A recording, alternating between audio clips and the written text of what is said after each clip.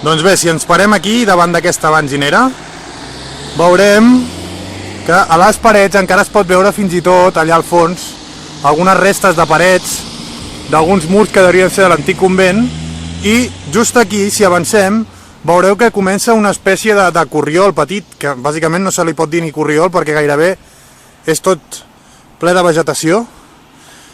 Si això es fa conegut, de tant en tant serà més fàcil passar, però no us recomano anar amb pantaló curt, que és el que he fet jo, perquè he acabat amb les cames bastant malament. El que hem de fer és agafar aquest camí d'aquí, espero no caure, seguim per aquest camí,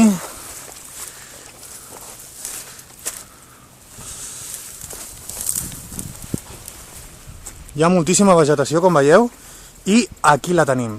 Ja es pot veure aquí les restes de la capella. Aquí veiem una finestra, aquí sota estaria la porta. Si ens fixem, estem just davant de la benzinera, just davant, o sigui, gairebé no hem hagut de caminar.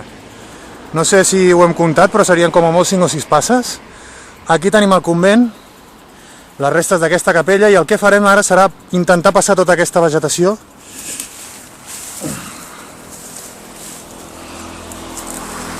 Aquí ens convé saltar una mica.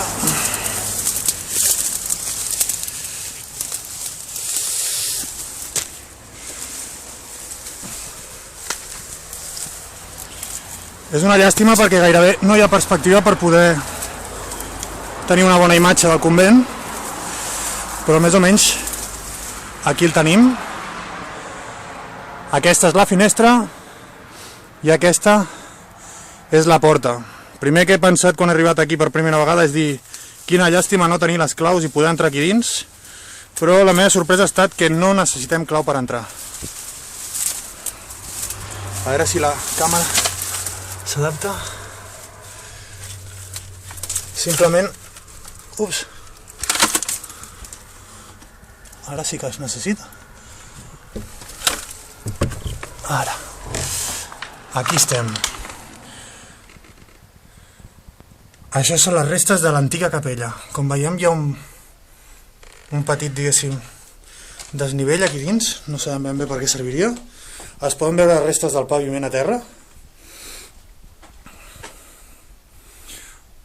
Aquesta paret no sabem si és l'original. Això té l'aspecte que això ha estat modificat i de fet aquí encara fa una mica olor com si haguessin guardat bestiar en algun moment.